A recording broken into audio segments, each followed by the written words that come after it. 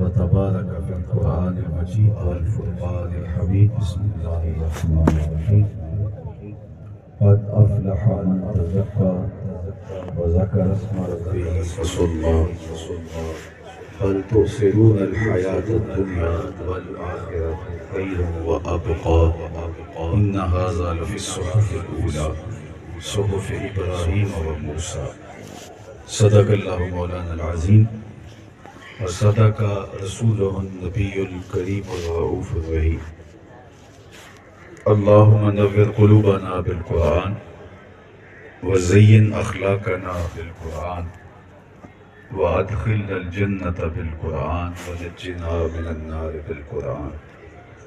قال الله تعالى وتبارك في القرآن المجيد والفرقان الحميد بسم الله الرحمن الرحيم إن الله وملائكته يصلون على النبي يا أيها الذين آمنوا صلوا عليه وسلموا تسليما اللهم صل على سيدنا ومولانا محمد معدن الجود والکرم وآلہ وصحبہ وبارک وسلم.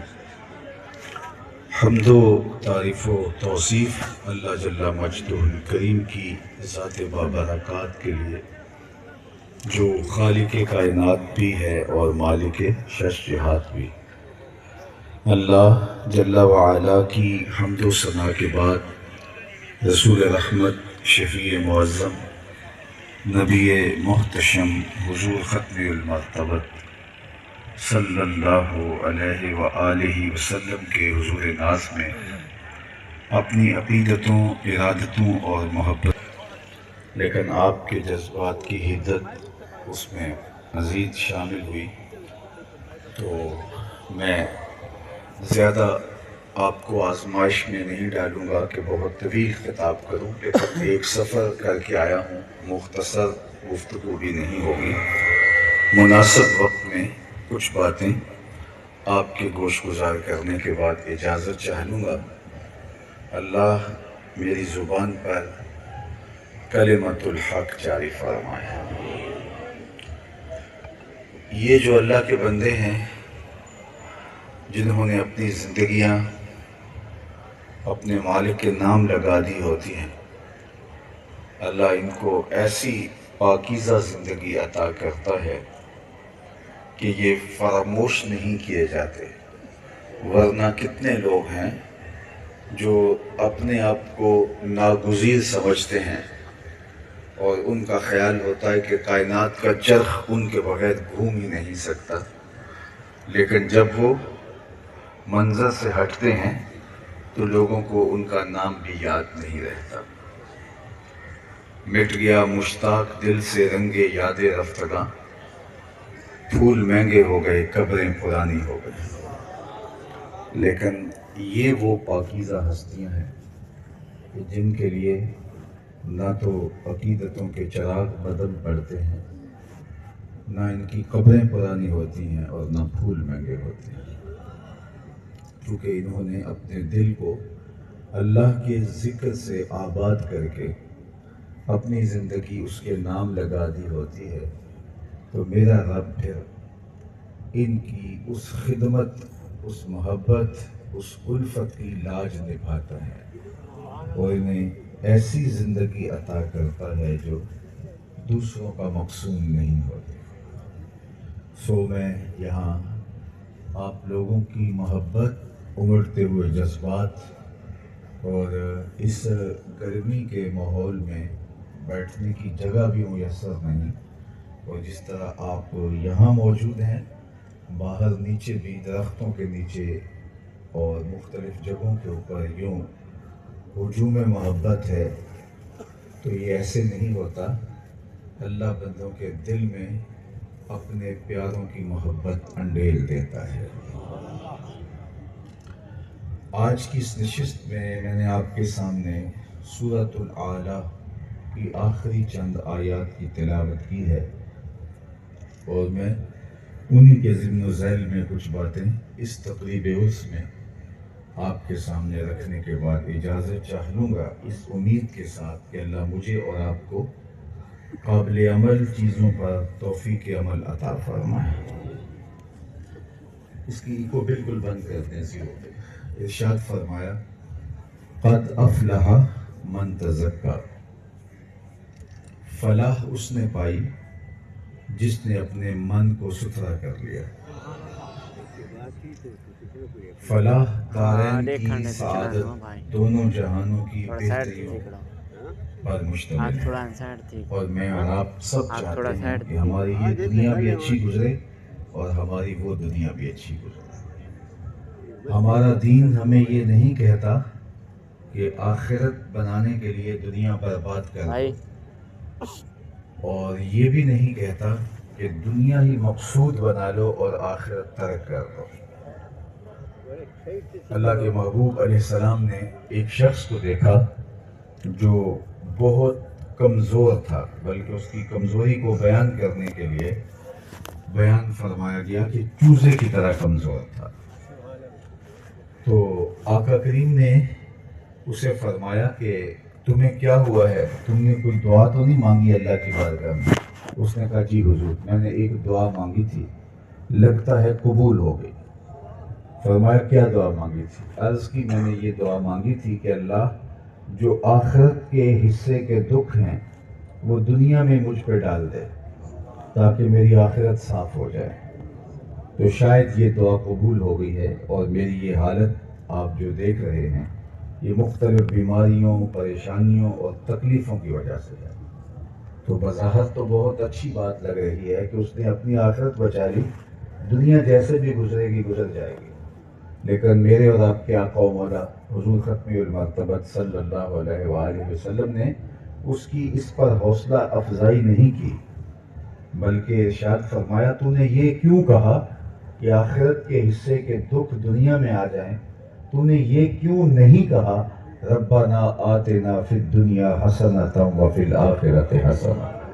اللہ مجھے اس جہاں میں بھی بہتریاں دے دے، اس جہاں میں بھی بہتریاں عطا کر. تو اس دنیا کی زندگی میں ہم ذلیل ہونے کے لیے نہیں آئے، ہم اس دنیا کی زندگی کو بھی جنت بنائیں اور آخرت میں بھی اللہ سے جنت کے طالب ہوں.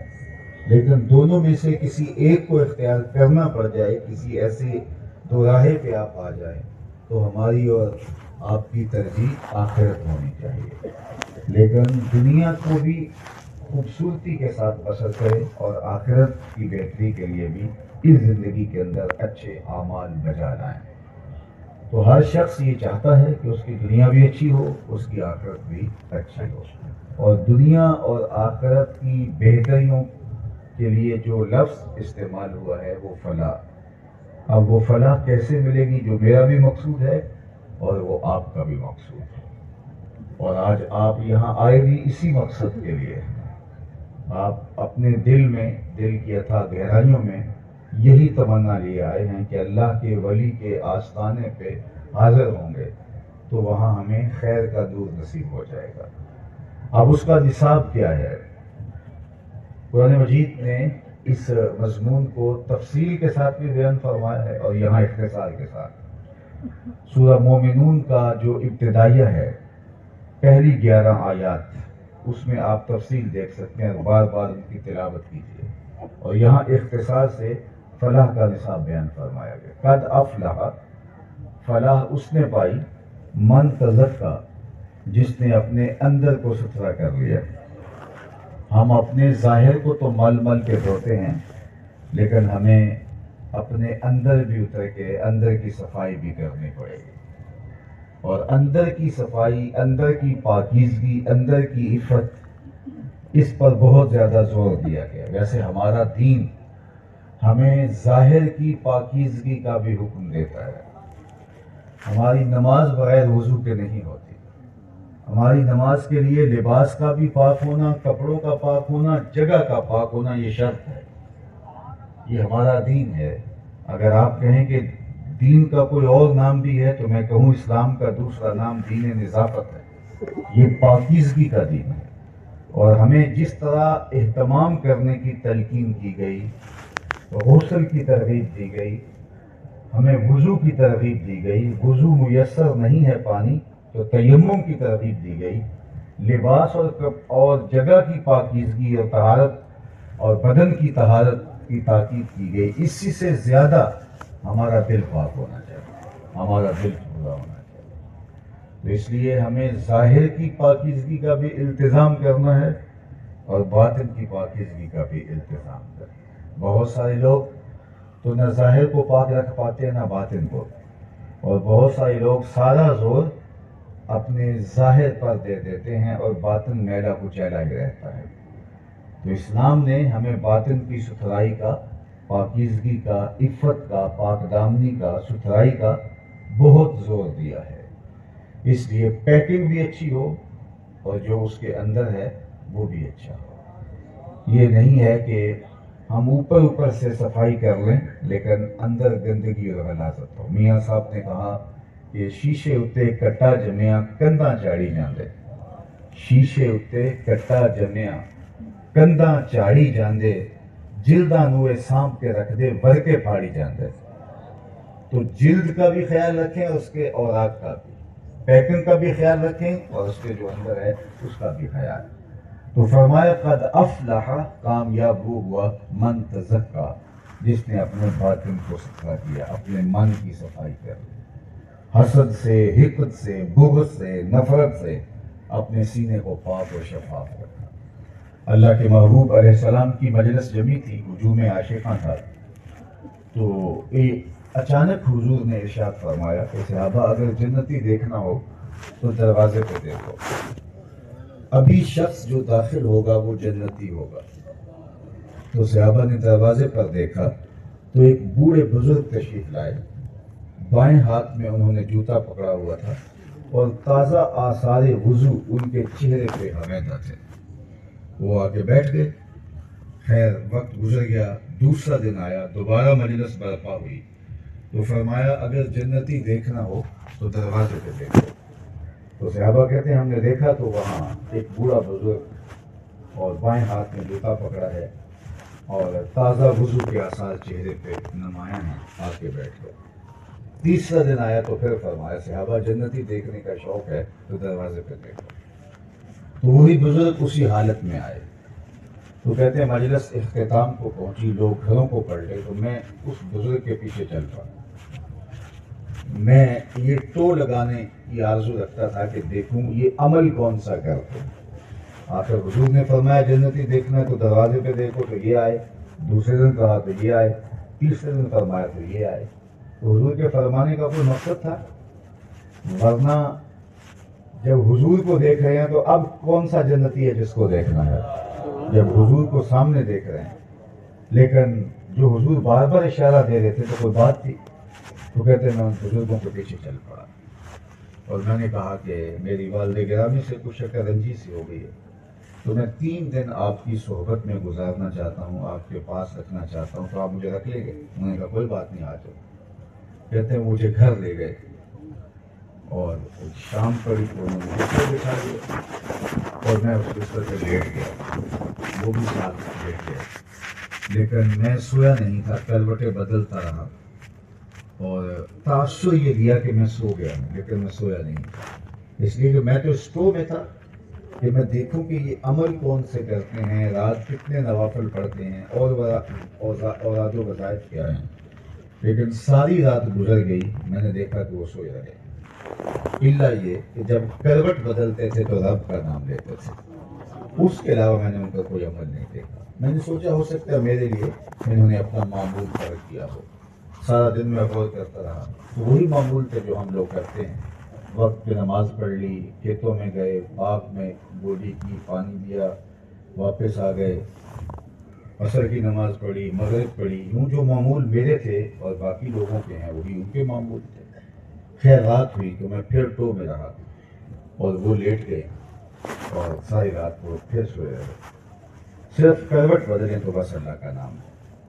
صبح ہوئی، پھر سارا دن گزرا، پھر رات پڑی، پھر رات گزری، میں دیکھتا رہا، پھر اگلا دن گزرا، تو میں پھر 3 دن پورے کرنے کے بعد ان سے اجازت چاہی، اور جب ان سے جدا ہو رہا تھا تو میں نے کہا کہ بزرگوں میں 3 دن جو آپ کے پاس گزارے ہیں ان گزارنے کا ایک مقصد تھا کہ اللہ کے محبوب علیہ السلام نے فرمایا تھا کہ اگر کسی نے جنتی دیکھنا ہو تو دروازے پہ پہلے آنے والے شخص کو دیکھ لیں تو آپ نمودار ہوئے تھے، دوسرے دن بھی ایسا ہوا تھا، تیسرے دن بھی۔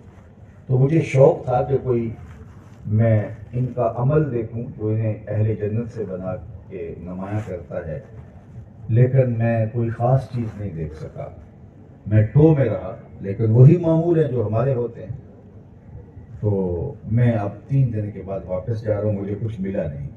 تو وہ بزرگ فرمانے لگے کہ میں نے تم سے چھپایا بھی کچھ نہیں، اور اگر تم اور بھی رکتے تو کچھ دیکھ بھی نہ پاتے، کیونکہ میرا عمل ایسا نہیں ہے جو دکھائی دے، لیکن تم 3 دن محنت کی ہے، لہٰذا میں تمہیں خود بتا دیتا ہوں۔ تو کہتے ہیں میرے قدم رک گئے، تو وہ بزرگ مجھے فرمانے لگے کہ اے عبداللہ بن عمر، یہ جو میرے سینے میں دل رکھا ہوا ہے نا، اس میں کسی مومن کا بغض نہیں ہے، یہ ہے وہ میرا عمل جو مجھے جنت کا مستحق بناتا ہے۔ تو سینے اگر پاکیزہ ہو جائیں، سینے اگر ستھرے ہو جائیں، من میں اگر پاکیزگیاں اتر آئیں، تو پھر سادہ مزاج لوگ، پاکیزہ فکر لوگ، لوگوں کے لیے نفرت نہیں محبت رکھنے والے لوگ جنت کے مستحق بنتے ہیں۔ ہم جب سینے کے اندر بغض، حسد، نفرت، حقد، کینہ اور اتنا کچھ پال رہے ہوں گے، تو پھر جہاں اتنی گندگیوں کے ڈھیر پڑے ہوں گے وہاں رب کے جلوے تو نہیں ہوں گے۔ یار آپ کسی دنیا دار کو بلاتے ہیں اور جہاں اس کو بٹھانا ہے وہاں گندگیاں پڑی ہوں، وہاں غلاظتیں پڑی ہوں، تو وہ وہاں نہیں بیٹھتا۔ دنیا کا محبوب وہاں نہیں بیٹھتا جہاں غلاظتوں کے ڈھیر ہوں۔ وہ کہتا ہے کہ مجھے اگر آپ نے بلانا ہے تو کوئی میرے لیے میرے منصب کے مطابق جگہ تو بتائیے، میں وہاں آ کے بیٹھوں۔ تو یار جب ایک عام دنیا دار محبوب کسی ایسی جگہ پہ آ کے نہیں بیٹھتا جہاں غلاظتوں کے ڈھیر لگے ہوں، تو جہاں حسد، حقد، کینے اور نفرتوں کے انبار لگے ہوں، وہاں اللہ کے جلوے کیسے موجود ہوں گے؟ اس لیے سب سے پہلے دل کو پاک کرنا ہوگا، دل کو شفاف کرنا ہوگا۔ اب دل پاک کیسے ہوگا؟ یہ تو طے ہے کہ ہمارے دل لکڑے پڑے ہیں گناہوں سے، بدیوں سے، حسد اور حقد سے، بغض اور کینے سے اور نفرتوں سے۔ تو اللہ تعالیٰ نے نصاب اسی میں دیا، قد افلح من تزکا وذکر اسم ربہ فصلی۔ صاف وہ ہوا، ستھرا وہ ہوا جس نے اللہ کا ذکر کیا، اللہ کا نام جپا اور نماز پڑھی۔ ذکر الہی باطن کی ستھرائی کا ضامن ہے۔ خود اللہ کے محبوب نے ارشاد فرمایا، لکل شیء سقالہ وسقالۃ القلوب ذکر اللہ۔ ہر شے کا زنگ کسی نہ کسی چیز سے اترتا ہے، تو دلوں کو بھی زنگ لگ جاتا ہے، دلوں کا زنگ اللہ کے ذکر سے اترتا ہے۔ لوہے کو زنگ لگ جائے تو ریک مال سے اترتا ہے، کپڑے میلے ہو جائیں تو صابن سے اس کا میل اتارتے ہیں۔ تو ہر شے کا زنگ کسی نہ کسی چیز سے اتارا جاتا ہے۔ اسی طرح دلوں کو بھی زنگ لگتا ہے، تو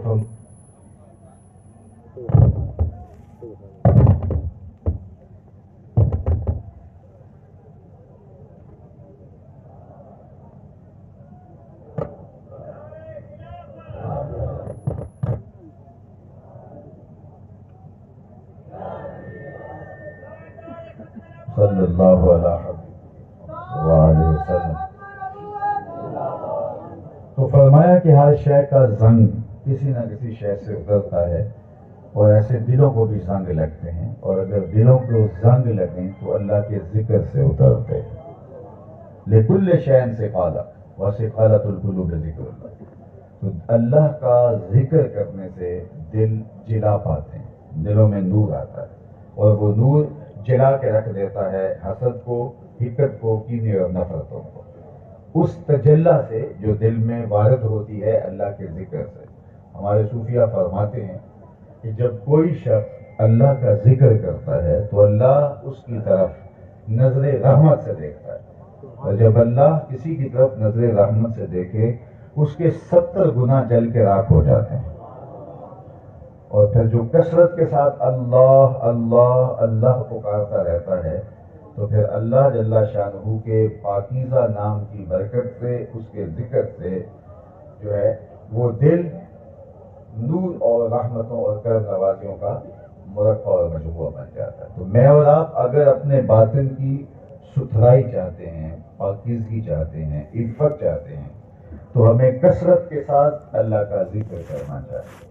اور ہمارے طریقہ نقش بندیہ کے مشائخ نے تو اذکار کی جو صورت بیان فرمائی ہے اور جس طرح وہ ذکر خفی اور ذکر سری کی تعلیم دیتے ہیں، تو وہ ایسا خوبصورت انداز ہے ذکر کا کہ آپ ایک لمحے کے لیے بھی یاد خدا سے غافل نہیں رہ پاتے، کیونکہ سب سے بہترین تعریف جو ذکر کی ہے، اللہ اکبر، وہ حضرت شیخ احمد مجدد الفسانی علیہ رحمہ نے کی ہے۔ ذکر کے مختلف مفاہیم بیان کیے گئے، لیکن آپ نے جو خوبصورت جو ذکر کی تشریح اور تعبیر بیان فرمائی ہے وہ ہے حقیقت ذکر رفع الغفلہ۔ فرمایا ذکر کی حقیقت یہ ہے کہ غفلت رفع ہو جائے۔ جب غفلت زائل ہو جائے تو آپ جس کیفیت میں ہیں آپ ذاکر ہیں، یعنی آپ کے ذکر کے مختلف اسلوب ہیں۔ حضرت شیخ فرید الدین عطار علیہ رحمہ یہ وہ عالی مرتبت ہستی ہیں کہ اقبال نے جن کو اپنا مرشد مانا ہے، ملا جلال الدین رومی علیہ رحمہ، وہ شیخ فرید الدین عطار کے بارے میں کہتے ہیں، ہفت شہر عشق را عطار گشت ماں ہنوز اندر ہمیں یک پوچھا۔ عشق کے ساتوں شہر حضرت شیخ فرید الدین عطار گھوم چکے ہیں اور ہم پہلے شہر کی پہلی گلی کے موڑ پہ کھڑے ہیں۔ یہ رومی کہہ رہے ہیں شیخ فرید الدین، تو کتنا بڑا تصوف میں نام ہے۔ تو وہ کہتے ہیں ہر عضو بدن کا ذکر الگ ہے، استماع قول حق ذکر گوش، اللہ کے کلام کو سننا یہ کان کا ذکر ہے، تلاوت یہ زبان کا ذکر ہے، اللہ کی نشانیوں کو دیکھنا یہ آنکھوں کا ذکر ہے، ہر دکھی کی مدد کرنا یہ ہاتھ کا ذکر ہے۔ تو جب غفلت رفع ہو جائے تو آپ کے اعمال ذکر کے دائرے میں آ جاتے ہیں، اور اگر آپ ذکر بھی کر رہے ہوں اور غفلت بھی رفع نہ ہو تو وہ ذکر ہی نہیں کہلائے گا، کیونکہ جب غفلت ہی رفع نہیں ہوئی تو پھر آپ کی وہ نمازیں بھی، وہ قرآن نے کہا تم خرابی ہے ان نمازیوں کے لیے، فَوَيْلٌ لِّلْمُصَلِّينَ الَّذِينَ هُمْ عَنْ صَلَاتِهِمْ سَاهُونَ، جو اپنی نمازوں سے غافل ہیں، نماز تو پڑھ رہے ہیں، ٹکرے تو مار رہے ہیں، لیکن تمہیں ان کی نمازیں نہیں۔ حضرت شاہ نقشبند بخاری علیہ رحمہ فرماتے ہیں کہ میں نے کعبۃ اللہ کا طواف کرتے ہوئے ایک شخص کو دیکھا، لیکن اس کا دل اللہ کے ذکر سے غافل تھا۔ وہ طواف کعبہ کر رہا تھا لیکن وہ اللہ کے گھر میں کھڑے ہو کر اپنے رب سے غافل تھا۔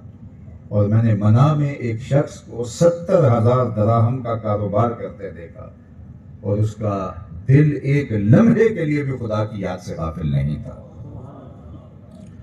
تو پھر ذکر کی حقیقت غفلت کا اٹھ جانا ہے۔ پھر جب آپ سے غفلت اٹھ گئی تو پھر آپ خاموش بھی ہیں، لیکن غفلت کے ظاہر ہونے کی وجہ سے آپ ذاکر ہوں گے۔ پھر آپ کا عمل ذکر کی جو بھی صورت، جو بھی رنگ اور جو بھی آہنگ ہوگا وہ اپنے باطن کی ستھرائی اور صفائی، پاکیزگی اور عفت کا سبب و ذریعہ ہوگا۔ تو اس لیے میرے رب نے کہا یا ایھا الذین آمنوا اذکروا اللہ ذکرا کثیرا، اے ایمان والو کثرت کے ساتھ اللہ کو یاد کرو، اللہ اکبر، کثرت کے ساتھ اس کو یاد کرو۔ اور اللہ جل شانہ کی یاد سے دل نور پاتے ہیں، دل میں روشنی اترتی ہے، دل میں اجالے اترتے ہیں۔ فرمایا ذاکر اللہ فی الغافلین کشجرۃ الخضراء فی وسط الحشیم، غافلوں میں بیٹھ کے اللہ کا ذکر کرنے والا ایسے ہے جیسے سوکھی سڑی گھاس کے اندر شجر سایہ دار ہو، صحراؤں کے ماحول ہوں اور وہاں گرمی تو جلا کے راکھ کر دیتی ہے، تو وہاں اگر کوئی آپ کو شجر مل جائے تو اس کی آسودگی کس طرح آپ کے لیے قرار جہاں ہوتی ہے۔ تو غافل دنیا کے اندر اللہ کے ذکر کرنے والے کی مثال اس شجر سایہ دار کی طرح ہے۔ سبحان اللہ۔ اور اللہ کے کچھ فرشتے جو اس آفاق کے گوشے گوشے کے اندر گھوم رہے ہوتے ہیں، طبرانی میں روایت ہے وہ صرف مجالس ذکر ڈھونڈ رہے ہوتے ہیں، جہاں اللہ کا ذکر ہو ان کو تلاش کر رہے ہوتے ہیں۔ اور پھر اگر کہیں ذاکرین کی جماعت ان کو مل جائے جو ذکر الہی میں مستغرق ہو تو وہ باقی اس غرض سے گھومنے والوں کو آواز دیتے ہیں۔ حدیث پاک میں ان کی آواز کو بھی بیان کیا گیا، ہلم الی بغیتکم ہلم الی حاجتکم، اور جس چیز کو تم تلاش کر رہے ہو وہ تو ادھر ہے. اور پھر وہ وہاں پہنچنا شروع ہو جاتے ہیں اور زمین سے لے کر آسمان تک اس ذاکرین کی مجلس کے اوپر اللہ کے فرشتے چھاؤں کر دیتے ہیں اور وہ ذکر کو سونے کی تشتریوں میں اٹھا کے بارگاہ عزتی میں حاضر ہوتے ہیں. اللہ اکبر. باوجود علم رکھنے کے اللہ فرشتوں سے پوچھتا ہے کہ کدھر سے آئے ہو؟ تو وہ کہتے ہیں مالک فلاں بستی فلاں علاقے میں کچھ لوگ تیرا ذکر کر رہے تھے. تو اللہ تعالیٰ ارشاد فرماتا ہے کہ وہ کیا چاہتے تھے؟ عرض کرتے ہیں مالک وہ تیری جنت کے طالب تھے. تو اللہ فرماتا ہے حل رأوہا، کیا انہوں نے میری جنت کو دیکھا ہے؟ تو وہ کہتے ہیں مالک دیکھا نہیں، بس تیرے محبوب کی زبان سے سنا ہے. اللہ فرماتا ہے کیف لو رأوہا، اگر وہ دیکھ لیتے تو پھر ان کی کیفیت کیا ہوتی؟ یا اللہ، پھر تو شدید اشتیاق ان کا ہوتا. فرمایا وہ کسی چیز سے میری پناہ میں بھی آنا چاہتے تھے. یا اللہ وہ دوزخ سے ڈرتے تھے اور اس سے تیری پناہ طلب کر رہے تھے. اللہ فرماتا ہے انہوں نے میرے دوزخ کو دیکھا؟ یا اللہ نہیں دیکھا، تیرے محبوب کی زبان سے سنا ہے. اللہ فرماتا ہے کیسا ہوتا اگر دیکھ لیتے؟ یا اللہ پھر تو شدید ترہیب ان کے رگ و ریشہ اور ان کے ابدان کے اوپر ظہور پذیر ہوتی. تو اللہ تعالیٰ ارشاد فرماتا ہے تم گواہ بن جاؤ، میں نے اپنے ان بندوں کی مغفرت فرما دی. اللہ اکبر. جب اللہ یہ ارشاد فرماتا ہے کہ میں نے ان بندوں کی مغفرت فرما دی، حدیث پاک میں آتا ہے ملک من الملائکہ، ان فرشتوں میں سے ایک فرشتہ عرض گزار ہوتا ہے اللہ ان لوگوں کے اندر فلاں فلاں بندہ تو مجلس ذکر میں نہیں آیا تھا، وہ تو گزرتا ہوا رک گیا، اس کو کسی سے کام تھا، اس کے انتظار میں پیچھے کھڑا ہو گیا، وہ تو کسی اور غرض سے جا رہا تھا، ہجوم عاشقاں دیکھ کے لوگوں کی محبت کا مجمع دیکھے وہ بھی چند لمحوں کے لیے رک گیا، بھوک لگی تھی کہا چلو یہاں لنگر بھی چل رہا ہے تو دو نوالے اٹھا لیں. تو وہ ذاکرین میں شامل نہیں تھا، بس وہ چلتے چلتے گزرتے ٹھہر گیا تھا. تو اللہ ارشاد فرماتا ہے ہم قوم لا یشقی جلیسہم، میرے فرشتوں یہ ایسے خوش نصیب لوگ ہیں میرا ذکر کرنے والے، جو ان کے پاس آ کے بیٹھ گیا میں ان کی بھی مغفرت فرماتا ہوں، وہ بھی شکی نہیں رہتا. اٹھ فریدا ستیا تے میلہ دیکھن جا، وقت کوئی بخشیا مل جاوے تے تو بھی بخشیا جا. ہم قوم لا یشقی جلیسہم، یہ ایسے خوش نصیب لوگ ہیں کہ جن کی صحبت میں آنے والا بھی بدبخت نہیں رہتا. اللہ ان کو بھی اپنی معرفت عطا کر دیتا ہے، ان کو غفران رحمت کے پردوں میں ڈھانپ دیتا ہے. تو اللہ کا ذکر کرنے سے میرے اور آپ کے قلب کی تطہیر ہوگی. اب جب ہم زبان سے ذکر کریں یا محض ہم اپنے دل سے اللہ کے پاکیزہ نام کو پکاریں. آج کہتے ہیں کہ یار اللہ کرنے سے کیا فائدہ ہوگا. حضرت شیخ شبلی بہت بڑا طریقت میں نام ہے، ان کے پاس ابو علی سینا آیا کرتے تھے، مجلس میں کبھی گزرتے ہوئے بیٹھتے رکتے تو ان کو ان کی مجلس اچھی لگتی تھی، لیکن فلسفی تھے، کچھ باتوں پر اعتراض بھی ہوتا تھا. ایک دن آپ معارف اس میں ذات بیان کر رہے تھے حضرت شیخ شبلی کہ اللہ کے نام کی برکتوں سے دل کے زنگ اترتے ہیں اور معرفت کا رنگ چڑھتا ہے، باطن میں ستھرائی ہوتی ہے، پاکیزگی آتی ہے. تو ابو علی سینا نے کہا کہ حضرت ذات تو مؤثر ہے لیکن نام میں کیا رکھا ہے؟ یعنی اللہ کی ذات تو بدل سکتی ہے لیکن آپ کہتے ہیں نام سے زنگ اترتے ہیں، نام سے دل بدلتے ہیں، یہ کیسے ہو سکتا ہے؟ آپ پانی پانی کہیں گے تو پیاس تو نہیں بجھ جائے گی، آپ آگ آگ کہیں گے ہونٹ تو نہیں جلنے لگ جائیں گے، آپ برف کا نام پکاریں گے تو آپ کو ٹھنڈک محسوس تو نہیں ہوگی، آپ پھول پھول پکارتے رہیں گے تو خوشبو تو نہیں آپ کے مشام جاں کو معطر کرے گی. وہ تو اس کا جو پیکر ہے، اس کا حقیقی وجود ہے، وہی آپ کو یہ سب کچھ فراہم کر پائے گا. تو اس کی ذات تو مؤثر ہے لیکن نام سے کیا دل کے اندر بدلاؤ آتا ہے، تبدیلی آتی ہے، نور اترتا ہے، یہ بات میری سمجھ میں نہیں آتی. آپ نے دلائل دیے لیکن وہ بھی فلسفی تھا، اس نے آگے سے حجت کی. تو بزرگ یہ بحث والے لوگ ہوتے ہی نہیں ہیں، جو اللہ کے بندے ہوتے ہیں یہ اہل مناظرہ تھوڑے ہوتے ہیں، اہل مناظرہ نہیں ہوتے، اہل نظر ہوتے ہیں. ان کے بات کرنے کا، گفتگو کا انداز طریقہ الگ ہوتا ہے، اور بحث جب چھڑ گئی تو یہ دامن سمیٹ لیتے ہیں.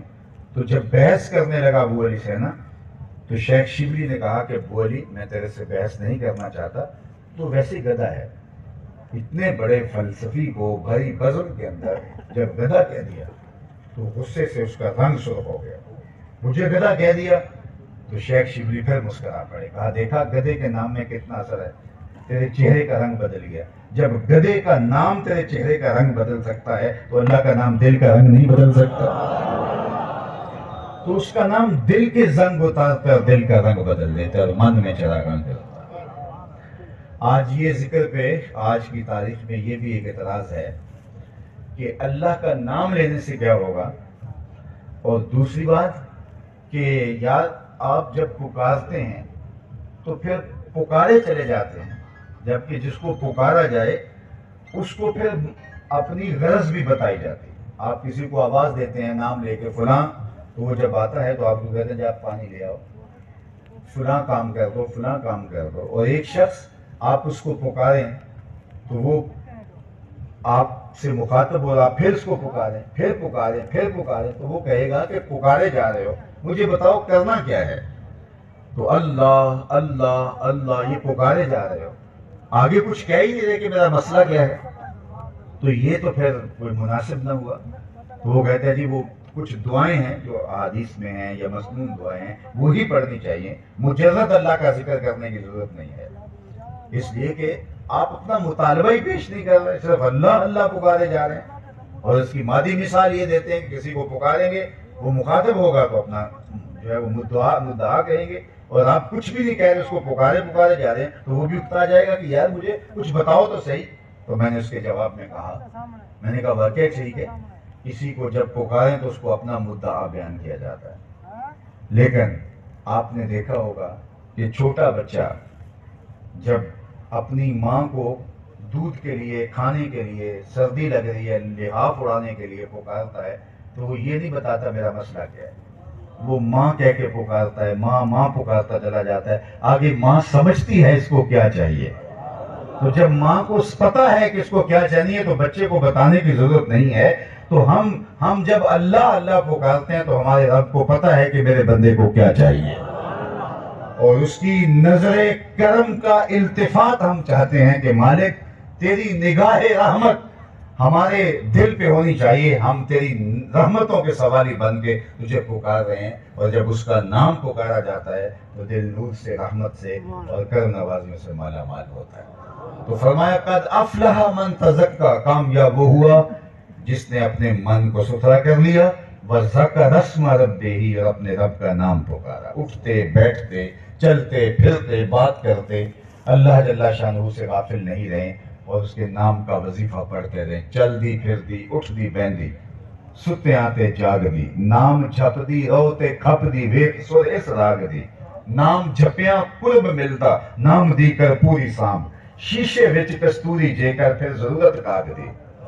یہ کستوری کا مزاج یہ ہے، اس کو جتنا رگڑیں گے اتنا ہی خوشبو دے گی، کیونکہ کستوری تو موجود ہے لیکن اس کو رگڑنے سے خوشبو ملے گی. اس طرح اللہ کا ذکر، اس کا نام، اس کی محبت ہر شخص کے دل میں موجود ہے، لیکن جب وہ کستوری کی طرح رگڑیں گے تو پھر اس کی مہک اور اس کی خوشبو پھیلے گی. اور باہو نے اسی پہ تو کہا تھا کہ اندر بوٹی مشک مچایا اتے جہاں پھلاں تے آئی ہو. تو وہ اندر ہے آپ کے. حکیم نیٹشے کے بارے میں اقبال نے کہا تھا قلب مومن دماغش کافر است، اس کا دل مومن تھا، دماغ کافر ہوا. لیکن خفیہ فرماتے ہیں یہ صرف اس ایک شخص کی کہانی نہیں ہے، بلکہ ہر شخص کا دل اللہ کی محبت سے معمور ہے. کل مولود یولد علی الفطرہ فابواہ یہودانہ او یمجسانہ او ینصرانہ او کما قال نبی صلی اللہ علیہ وسلم. میرا اور آپ کا دل اللہ کی محبت کے نور سے معمور ہے.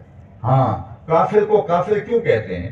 اس لیے کہ اس نے اس بیج کو جو تخم تھا اس دل کے اندر اس کو نقصان پہنچایا. کسان کو، کاشتکار کو بھی عربی میں کافر کہتے ہیں، اس لیے یہ بھی بیج کو چھپا دیتا ہے، تو چھپانے والے کو کافر کہتے ہیں. ورنہ فطرتاً ہر پیدا ہونے والا بچہ نور اسلام پہ پیدا ہوتا ہے، دین اسلام پہ پیدا ہوتا ہے، فطرت جو ہے سلیمہ پہ پیدا ہوتا ہے. لہٰذا اب کفر اس کے ماں باپ کی وجہ سے، معاشرے کی وجہ سے، اس کی ضد کی وجہ سے، ہٹ درمی کی وجہ سے پیدا ہوا. لہٰذا ہر سینے میں اللہ کا نام لکھا ہوا ہے، اللہ کی محبت کے چراغ روشن ہے. اب اگر اس کستوری کو آپ ملیں گے تو پھر خوشبو پھیلے گی اور نور پھیلے گا. اس لیے اللہ کے محبوب علیہ السلام نے تقوی کی بات کی، باقی چیزوں کی بات کی، تقوی ہونا تو وہاں بھی آ گئی، سب کچھ یہاں ہی ہے. تو یہ دل ہی ہے جو اللہ کی محبت کا مرکز ہے. اس دل کو حساب کرنا ہے اور اس دل کو استطاع کرنا ہے. حضرات صوفیہ کہتے ہیں یہ کائنات صغیر ہے، یعنی پوری کائنات کو سمیٹے تو دل بنتا ہے، دل کو کھولے تو کائنات بنتی. وچے بیڑے وچے جھیڑے وچے ونج مہانے ہو، 14 طبق دلے دے اندر تمبو وانگ متانے ہو. اور اقبال نے کہا تھا خود ہی کا نشیمن تیرے دل میں ہے، فلک جس طرح آنکھ کے تل میں ہے. تو یہ دل اتنی بڑی کائنات ہے.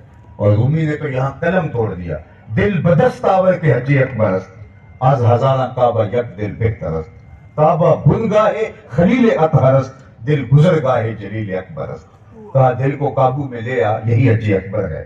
1000 کعبے سے ایک دل بہتر ہے. کیوں؟ اس لیے کہ کعبہ حضرت خلیل کی گزرگاہ ہے، دل رب جلیل کی گزرگاہ ہے. تو اگر یہ دل کنٹرول میں آ گیا، یہ دل قابو میں آ گیا. شیطان جب قبضہ کرتا ہے تو وہ بھی دل پہ کرتا ہے. اللہ کے محبوب کا فرمان ہے الشیطان جاسم علی قلب ابن آدم فاذا ذکر اللہ خنس واذا غفل وسوس، او کما قال نبی صلی اللہ علیہ وسلم. شیطان اولاد آدم کے دل پہ قبضہ جماتا ہے.